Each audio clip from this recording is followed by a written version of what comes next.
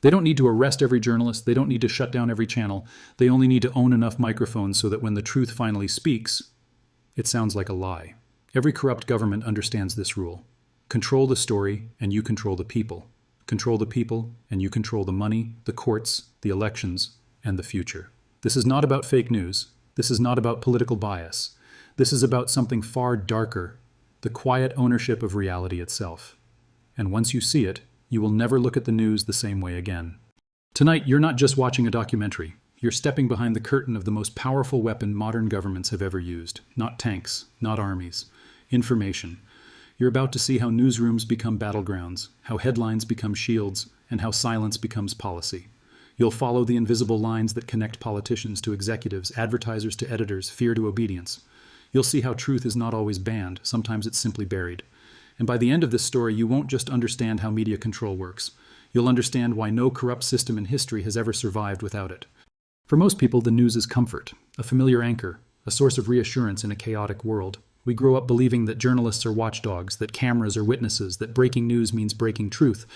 But corruption doesn't destroy institutions overnight. It reshapes them slowly, quietly, legally, until one day the watchdog is still barking, but only at the enemies of its owner. This is not a story about one country. This is not a story about one political party. This is a story about power itself, and what it does when it realizes the battlefield is not land or oil or gold, but the human mind. Because when people no longer know what is true, they no longer know what is being stolen from them. Their taxes vanish into shadows. Their rights dissolve without protest. Their futures are negotiated in rooms they will never enter. And all the while, the screen glows in their living room, calmly telling them everything is under control. This documentary is not about chaos. It's about design. It's about how corruption doesn't run from cameras anymore. It funds them, licenses them, threatens them, and trains them. It's about the citizens who pay the price without even realizing the bill has arrived. And it's about the uncomfortable truth that the most dangerous form of censorship is the kind that still allows you to speak, as long as you say the right things. Because in the world we live in now, the loudest voice is not always the freest voice. Often it's the most tightly controlled one. And once a government learns how to own the narrative, it no longer needs to earn the public's trust. It simply replaces it. Freedom of the press is one of the most celebrated ideas in modern democracy. It's printed in constitutions, spoken in speeches, and taught in classrooms as if it's permanent, unbreakable, and absolute. We are told that as long as journalists are not openly arrested in the streets, and as long as news channels continue to broadcast, the press must be free. But real control doesn't begin with handcuffs. It begins with comfort, with contracts, with quiet understandings, with invisible boundaries that no one dares to cross. In many countries, the news still looks alive. Anchors still argue, panels still shout, headlines still warn of crisis. To the public, it feels like debate. It feels like transparency. It feels like freedom. But beneath that noise, something far more subtle is happening. The biggest stories are not always the loudest ones. Some stories never get airtime at all. Some names are never spoken. Some scandals never reach the screen. Not because journalists don't know, but because they know exactly what would happen if they tried. The illusion of a free press is not created by silence. It is created by selective volume. The public is flooded with information, so much of it that the absence of truth becomes impossible to detect. When everything feels urgent, nothing is examined deeply. When outrage is constant, accountability is exhausted. This is how censorship learned to wear a smile. A reporter doesn't always receive an order telling them what not to cover. Most of the time, they simply learn. They see which stories get rewarded. They see which guests are welcomed back. They see who gets promoted and who quietly disappears. Over time, fear becomes unnecessary. The mind adjusts itself. The newsroom learns its limits without ever being told where the walls are. And this is the most dangerous stage of media control. Because when microphones still work and cameras still roll, the public assumes the system must be healthy. Corrupt power depends on that assumption. As long as people believe the press is free, they won't look for the chains. They won't notice when corruption stops being exposed and starts being edited. The illusion doesn't collapse loudly. It stabilizes smoothly. The news continues. The graphics sharpen. The music swells. And slowly, without the public realizing it, journalism shifts from confronting power to managing public reaction to it. That's when the press is no longer a threat to corruption. It becomes one of its most valuable assets. Every corrupt system survives on one fragile assumption, that the truth will never fully surface. Because the moment it does, power begins to bleed, not slowly, instantly. History has proven it again and again. Empires don't collapse because of foreign armies. They collapse because their own secrets finally become visible to the people they rule. Truth is dangerous because it rearranges loyalty. A citizen who understands reality no longer needs permission to question it, and corrupt power cannot exist in a space where questions are allowed to grow. That is why the free flow of information is not just inconvenient to corruption, it is lethal to it. A single document can destroy a career, a single recording can collapse a ministry, a single investigation can expose billions in stolen public money. This is why corrupt governments fear journalists more than protesters. Protest can be dispersed, elections can be manipulated, laws can be rewritten. But once undeniable evidence enters the public mind, it cannot be easily erased. It multiplies, it spreads, it erodes the story that corruption depends on to survive. Every corrupt leader understands this instinctively. They know that as long as people believe the nation is stable, the economy is protected, and the leadership is competent, theft can continue smoothly in the background. But the moment that belief fractures, everything becomes unstable. Investors panic, allies retreat, citizens organize, and the system that once looked permanent suddenly looks fragile. That is why truth is never attacked directly at first. It is questioned, diluted, delayed, reframed, and buried under distraction. When that fails, the attack becomes personal. Journalists are labeled reckless, biased, unpatriotic, dangerous. The goal is not to disprove the truth. The goal is to poison the messenger so the message never fully lands. And this pressure does not only come from the state, it comes from corporations entangled with state power, from advertisers who quietly withdraw funding, from executives who fear instability, from legal threats that drain time, money, and energy even when they fail in court. The message is always the same. You are free to speak until your speech becomes effective. For the corrupt, truth is not a moral issue, it's a logistical one. It disrupts cash flow, it complicates deals, it forces explanations, it exposes patterns. And patterns are the one thing corruption cannot survive. Because once people stop seeing events as isolated accidents and start seeing them as parts of a system, control begins to slip. This is why corrupt power doesn't simply dislike the truth, it hunts it, it contains it, it reshapes it, because in the end, the most dangerous weapon against theft is not violence, it is clarity. Power doesn't always announce itself with uniforms and slogans. Sometimes it signs contracts. Sometimes it buys buildings. Sometimes it simply acquires a controlling share. Ownership is one of the cleanest tools corruption has ever used because it doesn't look like force. It looks like business. Most people imagine media control as something dramatic, bans, shutdowns, raids. But in many systems, the takeover happens quietly through mergers, acquisitions, friendly investors, and shell companies that lead back to the same corridors of power. A television network does not need to be ordered what to say when the people financing it already know what they want protected. When ownership changes, the newsroom changes with it. Not instantly, not loudly. At first it's subtle, a budget adjustment, a leadership reshuffle, a new editorial vision. Soon the priorities shift. Investigations become too risky. Certain guests become too controversial. Certain topics become too sensitive right now. And nobody needs to explain why. Money does not just fund equipment and salaries, it funds silence. When a newsroom's survival depends on advertisers, and those advertisers depend on government contracts, energy licenses, defense deals, or regulatory protection, journalism becomes trapped inside an invisible web of obligation. The question is no longer, is this true? The question becomes, who does this upset? And corruption thrives in that hesitation. Sometimes ownership is direct. A politician's ally buys the network. A business partner acquires the paper. Sometimes it's layered through offshore companies and holding groups so complex that even the journalists working inside them cannot trace who truly controls their employer. But the effect is always the same. The leash exists even when it cannot be seen. And once ownership is secured, the tone of a nation's reality begins to shift. Scandals are softened. Language becomes careful.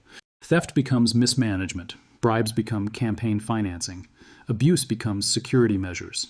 And slowly, the public vocabulary itself is rewritten in a way that protects those at the top. The most dangerous part is that this process feels legal. There are no riots, no emergency broadcasts, no dramatic clampdowns, just paperwork, boards, deals, transfers. And by the time the public realizes something is wrong, the microphone is already pointed in a different direction. Corruption doesn't always silence the press by destroying it. Sometimes it preserves the entire structure, the studios, the logos, the familiar faces, and only changes the purpose underneath. What once existed to question power is repurposed to stabilize it, and the audience, seeing the same sets and hearing the same voices, never notices when the mission quietly flips. Because when corruption owns the building that tells the truth, it doesn't have to fight the truth anymore. It simply decides where it is allowed to appear. When ownership alone is not enough, the law steps in, not as a shield for truth, but as a quiet weapon against it. On paper, regulations exist to protect the public, to ensure fairness, to maintain standards. But in the hands of corrupt power, regulation becomes a leash that tightens only when needed. Licenses decide who is allowed to speak. Broadcast permissions decide who reaches millions and who remains invisible. A single signature can determine whether a channel survives another year or disappears overnight. And once media outlets understand that their very existence depends on approval from the same government they might one day need to investigate, independence becomes a liability. The pressure is rarely dramatic: a delayed renewal, a sudden technical violation, a surprise inspection. A newly enforced rule that had been ignored for years. Each action arrives wrapped in legality, stripped of obvious aggression. The message is never spoken aloud, but it is perfectly understood. Stay within the lines, and you will be allowed to exist. National security laws are especially effective. They are vague by design, broad enough to fit any story the state wants to silence. One report can suddenly be labeled a threat to stability. One investigation can be framed as aiding the enemy. And once that label is applied, debate becomes nearly impossible, because no journalist wants to be remembered as the person who endangered the nation. Selective enforcement is the key. Friendly outlets violate rules with no consequences. Critical outlets are punished instantly for the smallest errors. This imbalance trains the entire industry. It teaches publishers that survival is earned through alignment, not integrity. Even the courts become part of the pressure cycle. Endless lawsuits, defamation claims, regulatory appeals. Legal harassment doesn't always aim to win. It aims to exhaust, to drain time, to drain money, to force editors to ask themselves whether one story is worth the years of legal bleeding that may follow. To the public, it all looks procedural, just democracy at work, just institutions doing their job. But inside newsrooms, everyone understands the truth. These are not neutral systems, they are tools. And like any tool in the hands of corrupt power, they are shaped for one purpose: control. By the time journalists realize that the rules are not applied equally, the rules already define their survival. They may still be free to speak, but only within boundaries that move whenever power feels threatened. And that is how law, which should protect truth, becomes one of the most efficient ways to cage it. Control does not always arrive from the outside. Sometimes it settles quietly inside the newsroom itself. By the time the pressure reaches the reporters, it no longer sounds like a threat. It sounds like common sense. No official memo is needed to kill a story. No direct order is required to soften a headline. The invisible editor does the work long before anything reaches the public. This editor does not have a desk or a name. It lives inside hesitation, inside fear, inside the simple question every journalist learns to ask themselves before publishing: what will this cost me? A reporter pitches an investigation into a powerful company tied to government contracts. The editor hesitates. The legal team raises concerns. Management suggests waiting for more confirmation. The delay stretches. Weeks pass. The momentum dies. The story is never officially rejected, but it is never allowed to live either. On paper, nothing was censored. In reality, everything was. Inside controlled systems, journalists learn which topics stall careers and which ones accelerate them. They learn which guests get approved instantly and which ones cause uncomfortable meetings. Promotions rarely go to those who challenge the core narrative. They go to those who maintain it, and slowly talent is separated from obedience. Fear is not always loud. Most of the time it is quiet and practical: a mortgage to pay, a family to protect, a contract that can disappear at any moment. When survival becomes personal, courage becomes expensive. And corrupt systems understand this perfectly. They don't need to break journalists. They only need to exhaust them. Self-censorship is the most reliable form of censorship because it requires no force. The journalist edits themselves. The producer cuts the risky segment. The anchor avoids the dangerous question. And everyone tells themselves they are being responsible, professional, balanced. But over time, responsibility becomes silence and balance becomes distortion. Some journalists do try to resist. They push, they insist, they fight for a story to air, and sometimes they win small battles. But the system remembers. Assignments change. Opportunities disappear. Invitations stop coming. Eventually, many are faced with a quiet choice: continue fighting and slowly disappear, or adapt and remain visible. The public never sees these negotiations. They only see the final broadcast: a clean package, a calm delivery, a carefully shaped reality. They assume what they are seeing is the full picture. They do not see the stories that were never allowed to be told. And this is how the invisible editor becomes the most powerful authority in the building, not because it shouts orders, but because it teaches everyone to whisper to themselves. Once the boundaries of silence are set, the next step is far more powerful than censorship. It is persuasion. This is where control stops looking like restriction and starts looking like agreement. People are no longer just prevented from seeing certain truths. They are guided toward the versions of reality that serve power best. Repetition becomes the engine. A message repeated often enough stops sounding like an opinion and starts feeling like a fact. The same talking points move from one channel to another, from one headline to the next, until they surround the audience from every direction. When every source sounds the same, contradiction begins to feel unnatural. Framing does the rest. A protest can be framed as chaos instead of desperation.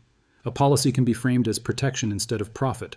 A scandal can be framed as a misunderstanding instead of a crime. The facts may still exist somewhere in the story, But the emotional meaning is already chosen for the viewer before they can reach their own conclusion. Omission is the quietest tool of all. There is no outrage about what is never mentioned. Entire financial networks can disappear from the public conversation simply by never being named. Conflicts of interest vanish when they are treated as irrelevant details. The audience cannot be angry about what they are never allowed to fully see. Distraction keeps the system stable. Outrage is redirected sideways. Cultural battles replace financial ones. Personal scandals replace structural theft. The public remains emotionally exhausted, constantly reacting, never fully investigating. Anger becomes endless, but accountability becomes rare. And slowly, consent is manufactured, not through force, but through emotional design. People begin defending narratives that harm them. They repeat arguments that protect the very systems draining their wealth, not because they are stupid, but because those narratives were delivered with trust, familiarity, and authority. This is the final achievement of controlled media. The population does not feel ruled, it feels informed, it does not feel manipulated.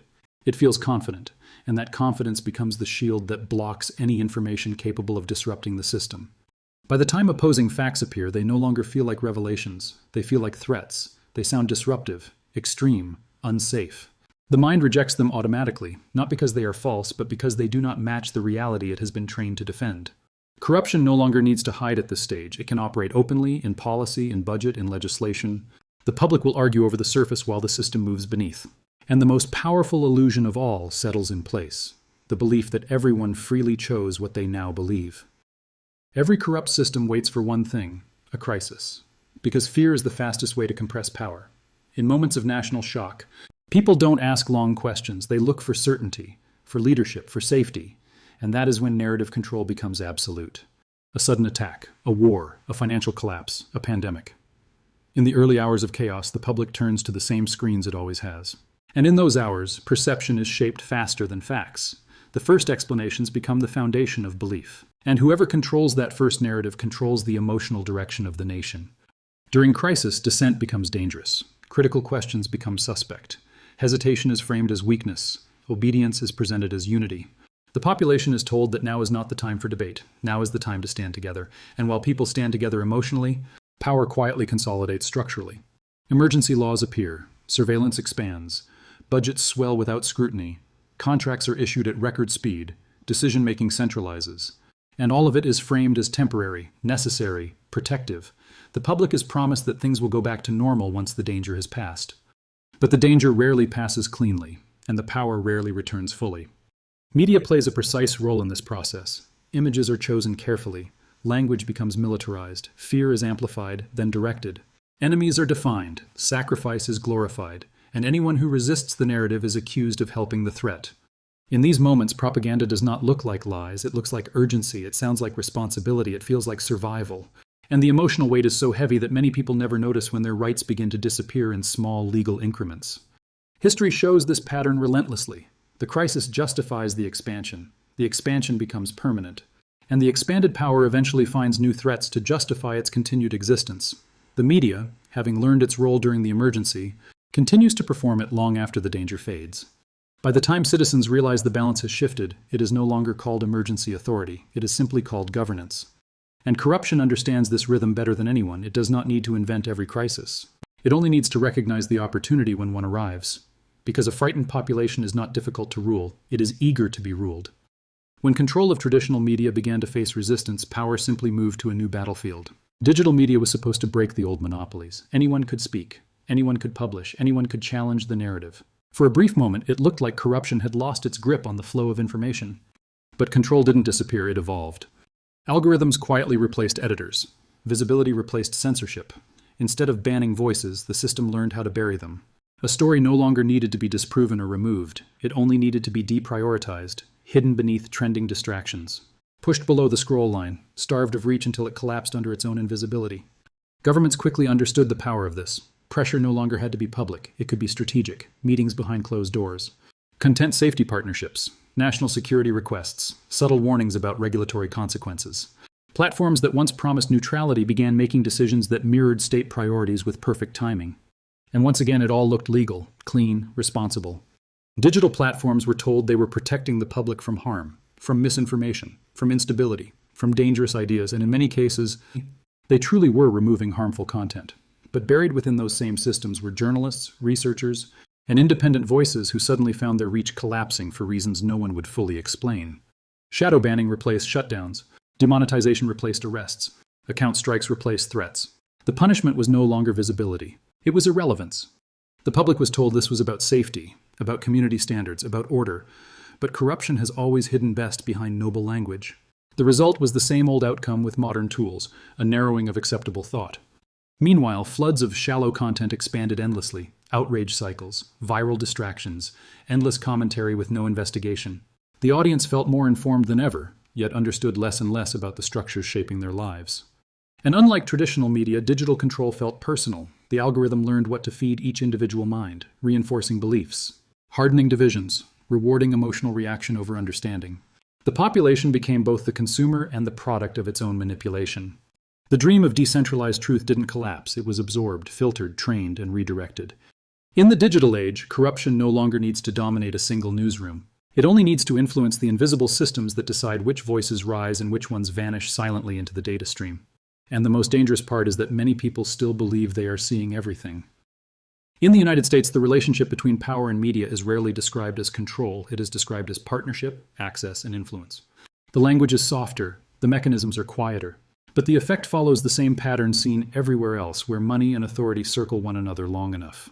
Major networks depend on major advertisers, defense contractors, pharmaceutical giants, financial institutions, tech corporations, and those same corporations depend on federal policy, regulatory protection, and government contracts worth billions. No conspiracy is required when incentives already point in the same direction. A story does not need to be banned when it threatens the revenue system that keeps the lights on. Political access becomes currency, exclusive interviews, early leaks, insider briefings. The outlets that play along get rewarded with proximity to power. The ones that push too hard get frozen out. And in a media environment driven by speed, ratings, and access, being excluded is a professional death sentence. Lobbying completes the circle. Corporations write policy, politicians approve it, media markets it. And the public is introduced to decisions already made as if they were unavoidable realities. Wars are framed as necessity. Bailouts become stability. Surveillance becomes safety. And the financial consequences flow upward, away from the taxpayers who fund the system and toward the industries that fed it.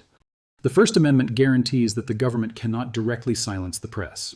But it does not prevent the government from shaping the economic conditions that determine who can afford to speak loudly. It does not prevent corporations from deciding which narratives are brand safe.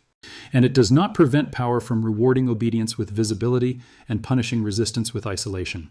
Scandals still break, investigations still happen, but they are often contained, segmented, and quickly drowned beneath the next distraction. Systemic corruption becomes episodic entertainment instead of sustained reckoning. One villain is isolated, the structure remains untouched.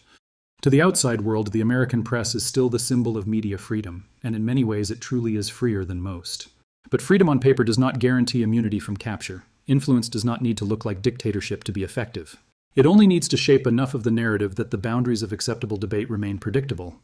And that is the most uncomfortable truth. Even in systems built on liberty, power still learns how to guide the story. Not by ordering what cannot be said, but by deciding what will never matter long enough to change anything. Not everyone adapts. Not everyone learns to stay quiet. In every system built on silence, there are always a few who decide that disappearing is better than pretending. These are the journalists who refuse the invisible editor. The ones who keep asking the question even after they're told it's dangerous. The ones who publish even when they know the cost will be personal. Whistleblowers don't emerge from comfort. They emerge from pressure that becomes unbearable. From files that cannot be ignored. From patterns that refuse to stay hidden in the mind. Many of them begin as loyal insiders, analysts, technicians, reporters. They don't start as enemies of the system. They become enemies the moment they choose truth over stability. And the price is never abstract. Careers end overnight. Bank accounts collapse. Friends go silent. Legal threats arrive in waves. Some are forced into exile, some into isolation. Some into years of courtroom warfare designed not to win, but to crush. Others face threats that never make it into official records. Warnings that arrive without signatures, fear that cannot be proven, only felt. Independent outlets rise in these shadows. Small teams, limited funding, relentless pressure. They publish what larger institutions will not touch. Sometimes they break stories the world cannot ignore. And when they do, the response is swift. Smear campaigns, financial strangulation, platform restrictions, accusations of extremism. Anything that shifts the conversation from the evidence to the character of the person revealing it. Yet even under all this weight, resistance persists. Because journalism, at its core, is not a profession. It is a reflex, the instinct to document, to expose. To leave marks in the dark where power prefers no fingerprints. And for every voice that is silenced, another often rises further outside the system. Harder to reach, harder to control. To the public, these figures are often forgotten as quickly as they appear. A headline, a controversy, a scandal cycle, then silence. But inside the machinery of power, they are never forgotten. Because they represent the one variable no corrupt system ever fully defeats, conscience. And this is where the story becomes dangerous for corruption. Not because of one investigation, not because of one leak, but because each act of defiance proves that control is never total. It only feels that way to those who benefit from it. The fight is unequal, the pressure is immense, and loss is common. But history shows this truth with brutal consistency. The systems that fear journalists the most are always the ones with the most to hide. By the time people realize they are being manipulated, the manipulation is no longer loud. It feels normal, it feels logical, it feels like reality itself. And that is how pattern-based control survives, not through shock, but through repetition so consistent it becomes invisible. The pattern always begins the same way. A justification appears: security, stability, growth, unity.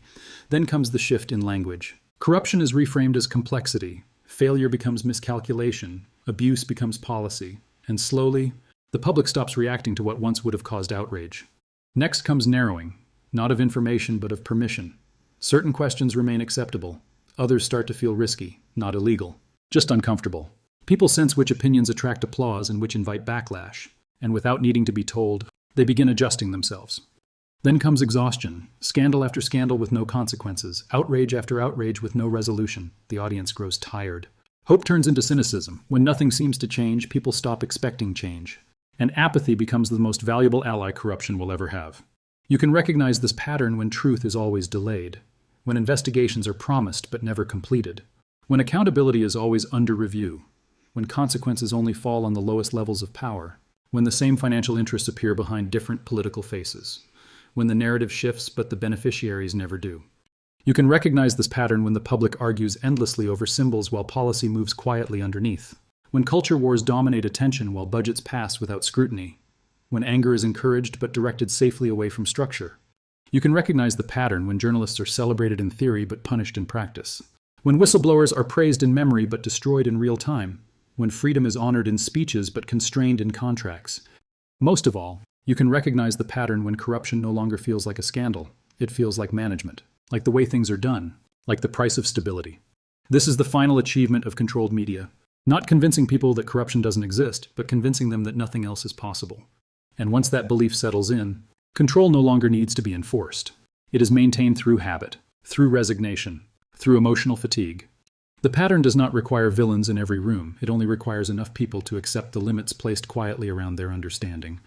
And that is where this story ultimately leads, not to a single government, not to a single network, but to a recurring design that reshapes itself in every era, every language, and every system where power learns that the most efficient way to rule the public is to rule the truth first.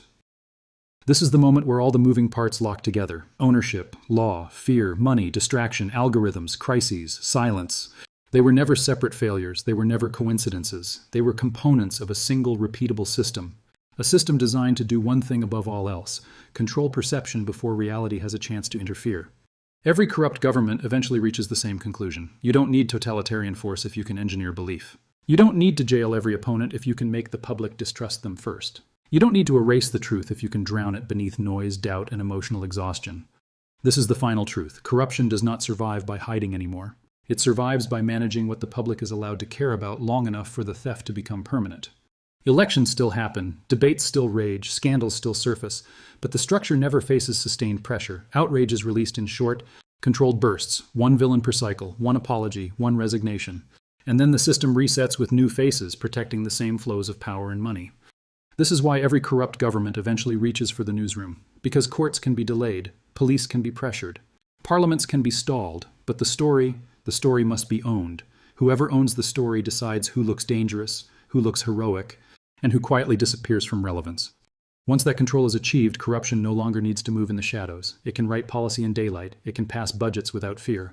It can redirect national wealth through legal channels that look clean on paper and devastating in practice. And the public, watching the approved version of events, will argue about everything except the structure doing the damage. This is the psychological victory. People believe they are witnessing conflict when they are actually witnessing containment. They believe they are choosing sides when the boundaries of choice were set long before the debate began. And the most unsettling realization of all is this: the system does not depend on one evil leader or one corrupt party. It survives through continuity, through habits, through institutions that absorb scandal without changing their behavior, through audiences trained to expect reform but never demand disruption. This is the end point of media capture, not propaganda that feels aggressive, but propaganda that feels reasonable, calm, professional, responsible. A controlled reality that does not look like control. And once a population lives inside that reality long enough, corruption no longer feels like an enemy to fight. It feels like the background condition of life. What you've just heard is not a theory. It is a pattern that repeats wherever power learns that the easiest way to steal is not through force, but through permission. Permission created by noise, by confusion, by carefully managed belief. When the story is controlled, the consequences are delayed. And when consequences are delayed long enough, corruption learns how to look permanent. The true cost is not measured only in stolen money or secret contracts. It is measured in crumbling trust, in exhausted citizens, in workers who feel poorer every year but are told the economy is strong, in families who sense something is wrong but cannot clearly see where the damage is coming from, in taxpayers who keep paying the bill while never being shown the receipt. Media capture does not just protect thieves, it reshapes the emotional environment of an entire society. It teaches people what to fear, what to ignore, what to argue about, and most importantly, what to accept as inevitable. When that happens, corruption no longer needs to defend itself, it simply waits. This is why the fight for truth is never only about journalism. It is about the right of ordinary people to understand the systems deciding their future. Because without that understanding, outrage becomes directionless, hope becomes fragile, and accountability becomes a word that sounds powerful but rarely arrives. Corruption hates clarity, not because clarity is loud, but because clarity ends confusion. And once confusion ends, control becomes far harder to maintain. And in the end, the most dangerous thing about controlled media is not what it shows you, it's what it quietly teaches you to stop looking for. Corruption doesn't always arrive with violence. Sometimes it arrives with reassurance, with familiar faces, with calm voices telling you everything is under control. And by the time the truth begins to feel unfamiliar, the system no longer needs to hide from you. It simply waits for you to look away. If this story made you uncomfortable, that's not an accident. Discomfort is often the first signal that something real is being touched. If you believe the truth still matters, support the voices that risk telling it. Stay aware, stay questioning, and stay connected with Corruption Rewind for more investigations into money, power, and the systems that shape our lives in silence. Subscribe, share this story, and keep your eyes open, because the most dangerous lies are always the ones told calmly.